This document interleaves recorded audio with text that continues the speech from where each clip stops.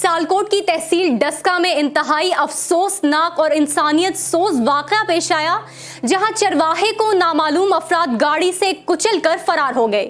لواحقین کے ورثہ لاش کی وصولی کے لیے پولیس کے پاؤں پڑنے کے ساتھ ساتھ منت سماجت بھی کرتے رہے۔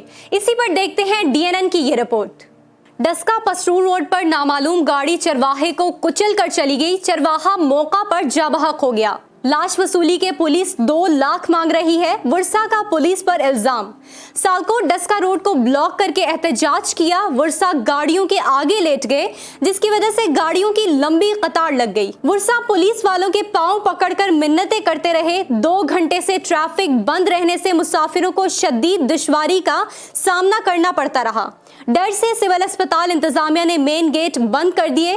اس سارے معاملے پر پولیس کا کہنا ہے کہ متاثرین کا تعلق سندھ کے ضلع کشمور سے تھا، جو کہ کوئی کارروائی نہیں کرانا چاہتے تھے، جس کے بعد پولیس کی مدعیت میں نامعلوم افراد کے خلاف مقدمہ درج کر کے لاش کو ورثہ کے حوالے کر دیا گیا۔